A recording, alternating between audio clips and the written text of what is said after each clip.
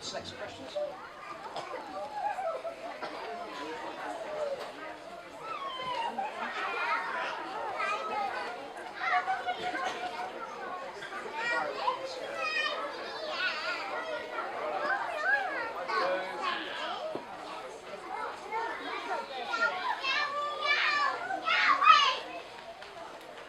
How do you tell a female animal from a male animal?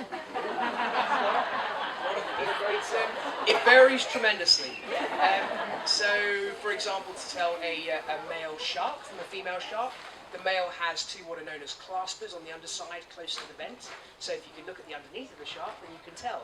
If you're looking at a bird of prey, then usually the female will be larger than the male. Sometimes there are quite obvious physical differences, which I'm sure your parents will explain to you at some point later in life. In a lot of seals and sea lions, the male is much, much, much bigger than the female. And that's not because it needs to be big to catch its prey, it's because he has to be big to fight off lots of other males, so he can have lots and lots and lots of girlfriends. So there's no single way. It's very, very different between all of the different animals across the animal kingdom. Excuse me?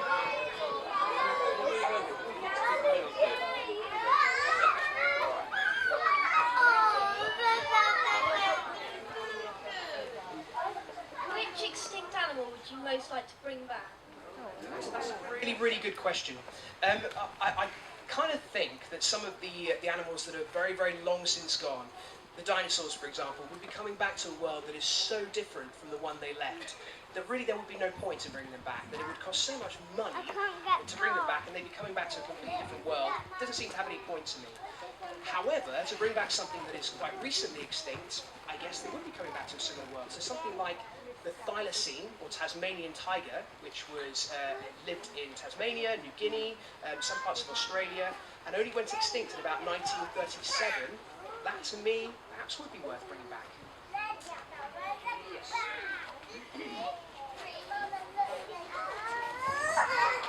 Why are animals so important to you? That's a lovely question. Really, really nice question. I actually tend to think that we are all born fascinated with animals, and it's whether we decide to make it a big part of our life or whether it just gets gradually chipped away at over time. I really think that if you look at human beings as a species, for hundreds of thousands of years, we've lived outdoors, surrounded by animals, and animals have been a really, really important part of us staying alive. So I think all of us are born with a love for wildlife. It's just whether we decide that we are going to stick with it. And I really, really hope that all of you lot will, because it's been very, very good to me in my life. Giles.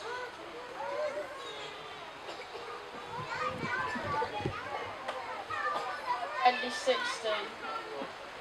How did you get in programs like Deadly 60 and other BBC ones? It's quite a long story. The short version is about 13 years ago, I came up with an idea for a program, and I bought myself a video camera, and I went out to Colombia and spent about a month living in the rainforest, catching snakes and spiders and scorpions, made a film out of it and sold it to National Geographic. And I've been doing it ever since. And I came up with the idea for Deadly 60 about 4.5 years ago, and I've been doing that ever since, and it's been a great thing to be involved in.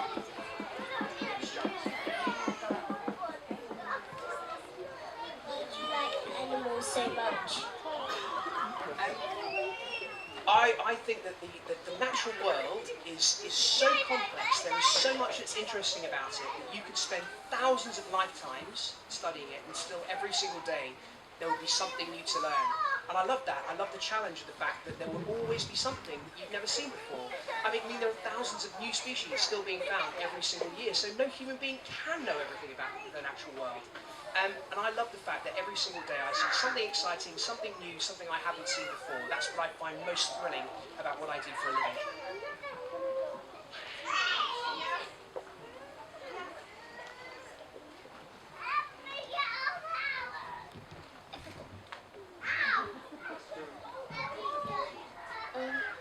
What animals eat snails and what animals eat snakes? What animals eat snails? I said, what So there are lots and lots of animals that eat. Why can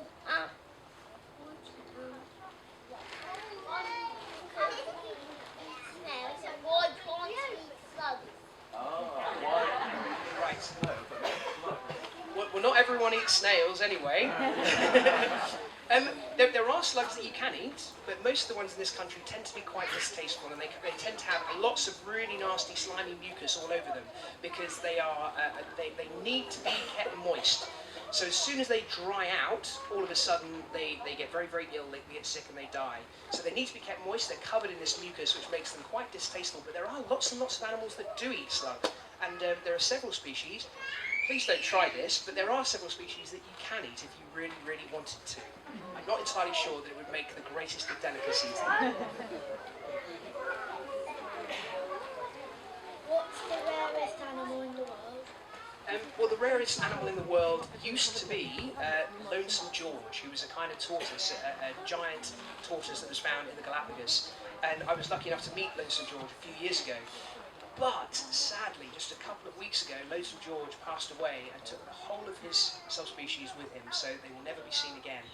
Now, there are many, many animals around the world that are down to their last few hundred, and it's very difficult to tell which one is the most endangered. Unfortunately, there are many, many of them, so we simply don't know.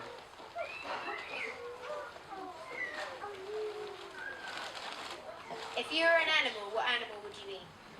I think, like most people, I would be a bird. I think most people would love the ability to be able to fly, to be able to soar, and I am no different. That's what I would like. Right to the back. On to the back. Who's at the back? You at the back? Do tarantulas go? Just ask that one again. How fast do tarantulas go? Ooh. Not very fast, actually quite slowly, apart from when they strike. So quite often you will find, particularly a female tarantula sitting in right at the entrance of its burrow, and it will just wait until something like a cricket, for example, walks very close to it.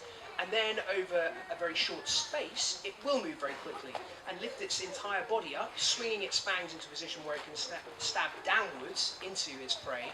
But in terms of running, they don't move fast at all. They're really quite slow. Who got you into wildlife so much? I was very lucky in that my parents were massively keen on wildlife. So from a very, very young age, I was out looking for slugs and snails and slow worms and grass snakes. And it's just something that I've stuck with my entire life, and it's been very, very good to me.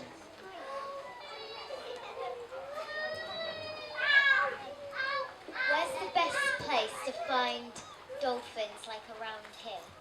The best places in the UK are Cardigan Bay off Wales and the Moray Firth. And the Moray Firth in Scotland, not so far away from Inverness, is one of the best places in the world to see dolphins. Apart from anything else, you get the largest dolphins there.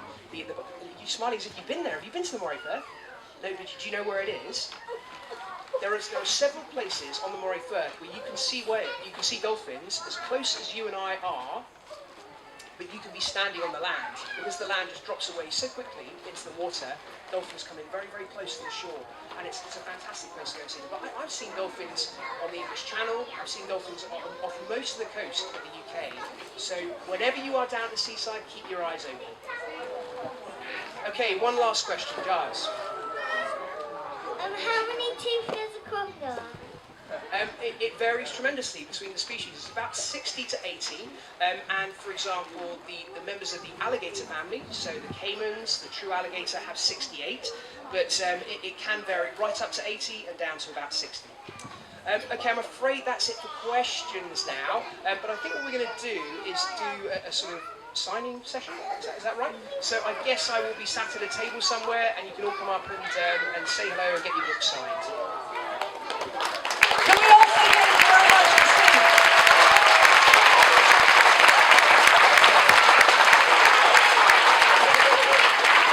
Now, could I just ask everyone just to stay right where you are for 2 minutes so I can tell you what's going to happen next? Those of you who would like